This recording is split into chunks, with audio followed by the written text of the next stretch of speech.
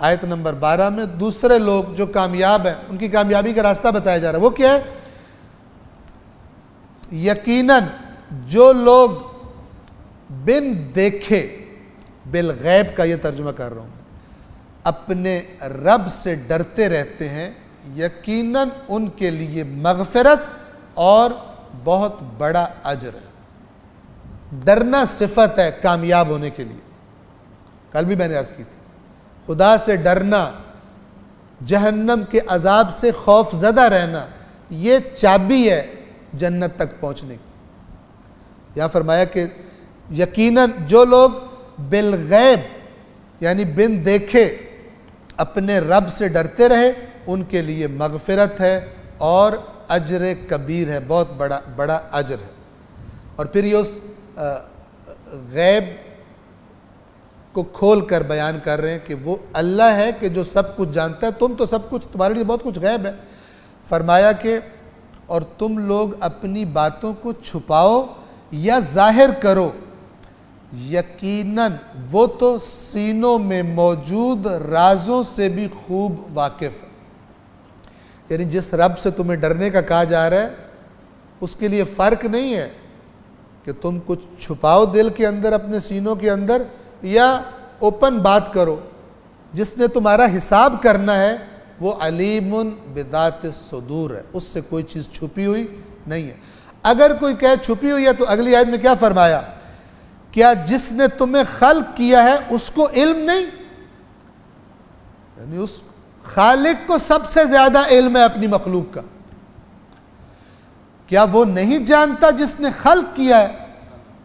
जबकि वो तो बड़ा बारीक बीन और बड़ा बाखबर है।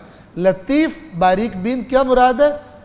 अंदर तक की बात, बारीक से बारीक बात भी उससे छुपी हुई नहीं। मैंने पहले भी अर्ज किया था, तकरार कर दूं, सूरह ताहा में एक आयत आई थी, इन्नहु यअलमुल जहर वमा अख्फा, यअलमुस सिर्र वमा अख्फा, कि यकीनन वो सिर, राज को भी जानता है, वमा अख्फा, और उससे भी ज्यादा खुफिया को भी जानता है।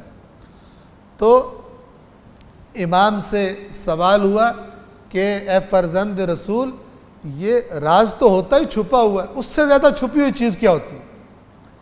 तो इमाम ने फरमाया ये राज वो है कि जो तूने छुपाया हुआ है लेकिन तुझे पता है कि मेरे अंदर है।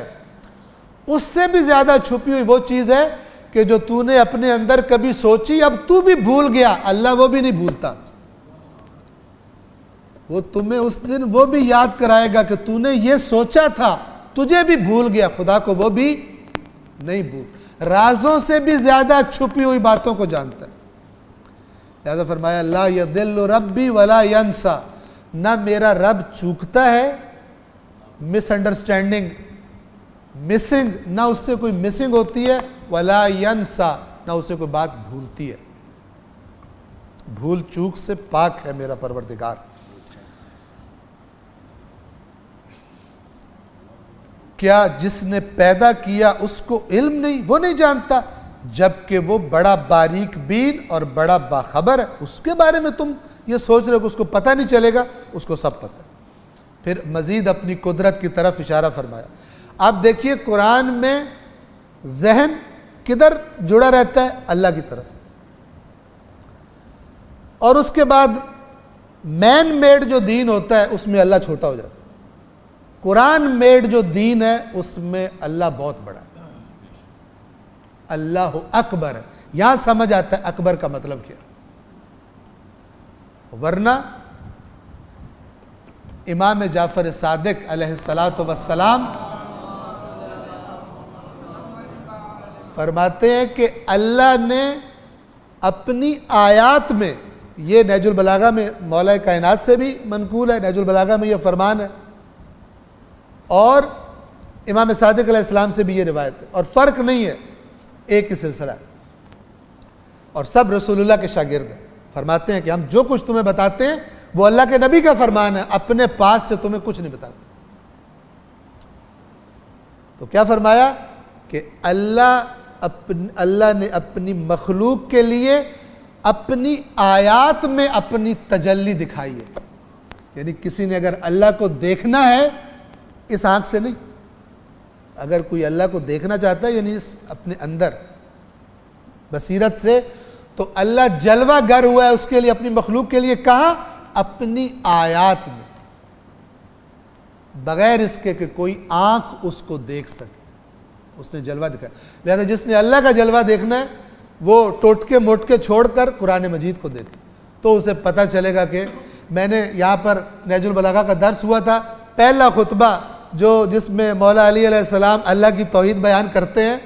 सबसे पहले तो ये जो मौला पर बोतान तराशी हो रही है, अल्लाह के मुकाबले करवाए जा रहे हैं, सबसे पहले तो मौला अली ने छितरौल करनी है इनकी, यानी जूते पड़ेंगे इनको मौला अली के हाथ से जो मौला अली पर ये बोतान लगाते हैं। मैंने वो पहला खुतबा यहाँ पर इसी जगह पर बैठकर बयान किया, और जब मैंने बयान किया तो एक दोस्त, शायद आप में से कोई थे, वो आके मुझे कहते हैं कि ये तो अल्लाह बहुत बड़ा है, जो हमें बताया गया वो तो बहुत छोटा है, ये जो मौला अली अल्लाह बता रहे हैं ये तो बहुत बड़ा है। मौला अली का वही अल्लाह जो कुरान का अल्लाह, जिसकी बारगाह में मौला अली भी गिड़गिड़ाते हैं, जिसके खौफ से कांपते हैं रातों को उठकर, रसूलुल्लाह भी और मौला अली भी और तमाम अहले बैत। और उनकी फजीलतों में से फजीलत यह है कि रातों को उठ उठकर अपने परवरदिगार से दुआएं मांगते हैं, रोते हैं, गिड़गिड़ाते हैं। अभी उल्टी गंगा बहानी शुरू कर दी है बाज़ लोगों ने। अनकरीब ये वो अल्लाह फरमाता है कि थोड़ी देर सब्र कीजिए, अनकरीब मैं इनसे हिसाब लेने वाला हूँ।